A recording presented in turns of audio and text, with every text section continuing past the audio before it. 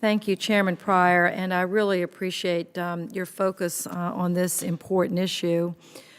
I do think that we have to take seriously our responsibility to curb government waste where we find it, to eliminate fraud, to prosecute for fraud, and to eliminate abuse.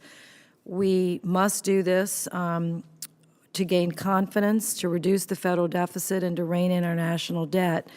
Recoupment of improper payments is an important part of that effort, but it's important, however, and that's why I really wanted to be here this morning to say that we not rush to judgment and this is not you at all, but I hear others sometimes trying to score political points where this issue is involved. When it comes to citizens who have experienced tragedy and loss as a result of disasters. Where fraud has been committed, we will and should target and prosecute it. I co-sponsored the Emergency and Disaster Assistance Fraud Penalty Enhancement Act with Senator Sessions. I'm sure you remember that bill. Chairman Pryor was signed into law in 2007, significantly increased prison sentences and fines for people convicted of fraudulently obtaining federal disaster assistance. The Justice Department, I understand, has established a hurricane fraud task force to investigate, prosecute, and have secured convictions. I'd like to hear more about that under these new sentencing guidelines. But there is a dangerous tendency among some lawmakers, and I want to specifically say this chairman excluded, and some members of the press to assume that improper payment is the same thing as fraud. Neither FEMA or the Inspector General has been able to provide me, maybe they have some information today, but up until today, with an estimate of how many of these 160,000 cases truly represent fraud. We do know that thousands of payments described as improper by the Department of Homeland Security Inspector General went to people who were seriously affected by this disaster and used these monies for urgent and legitimate needs. For example, in order to provide a fuller picture, let me say these are just some examples of what would be categorized as potential fraud, quote, improper payments. People who lost title to their home or insurance documents during flooding. Let me be very clear. After Katrina, when the levees broke that shouldn't have broken and breached in, I think, over 52 places, thousands of homes were destroyed within hours. People did not have time to grab copies of their titles or insurance documents. Why those titles and insurance documents could not be provided by any agency of the government is still a very strong bone of contention to me.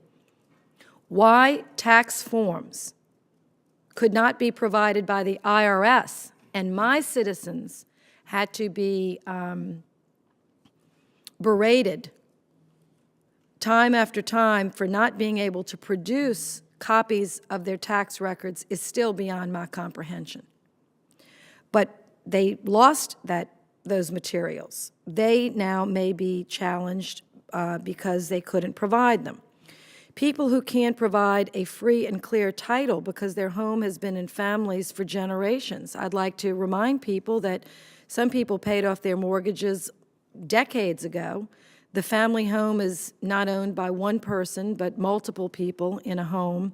They weren't able to quickly be able to provide title. Maybe one part of the family went to Atlanta, one part of the family went to LA, and one part of the family went to Milwaukee, Wisconsin. It was somewhat difficult to provide that data. People who own homes with their children or parents that live separately from them, they sometimes are classified as improper payments. People who use funds to pay for child care expenses. There were no schools open. There were no daycare centers open in the city of New Orleans. I want people to remember that. People sometimes are targeted because of data entries and errors by FEMA employees, including bank account numbers, addresses, and Social Security numbers might be mixed up. And, Mr. Chairman, these could be termed improper payments. People being targeted because of mix-up or omissions of suffixes like junior or senior, or street suffixes like boulevard, drive, or highway. Sometimes those are classified as improper or not in order. People who received rental payments in excess of HUD's fair market value in the area, even if they spent all of their funds on rental expenses, which you'll go back and look, spiked significantly, upwards of 40, 50, and 60% in rental requirements because the supply was so reduced, the prices went up. And I could go on and on. So my point is, absolutely, where we find fraud, Mr. Chairman, and you as a former prosecutor most certainly have an extraordinary record in this regard, we want to prosecute fraud. But we want to be careful as we're examining these things that it's really fraud that we're after and not just the aftermath of a storm. Two more points, actually 3 more points quickly. It's noteworthy that many of my constituents reported overpayments themselves. $18 million, I understand, of funds in question were reported to FEMA by disaster survivors themselves. So from Katrina, Rita, Gustav, and Ike, and maybe others, they in fact reported themselves that they were overpaid because these are, for the most part, honest, hardworking citizens that were in a very desperate situation.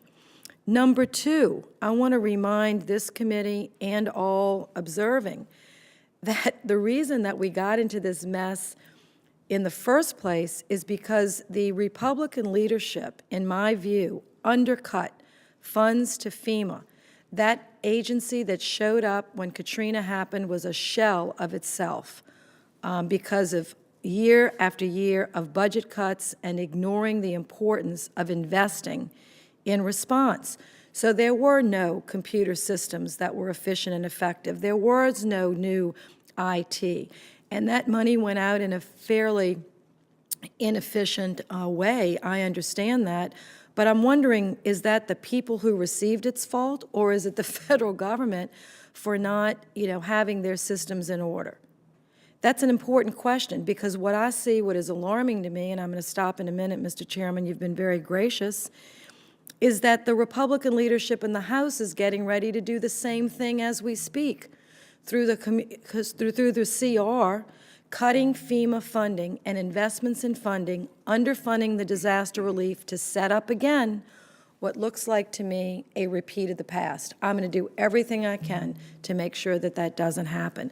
I'll submit the rest of my statement for the record, and Mr. Chairman, you would be a great and have been a great advocate for us, and I just want to make sure that people realize the Disaster Relief Fund currently has a shortfall of $1.6 billion.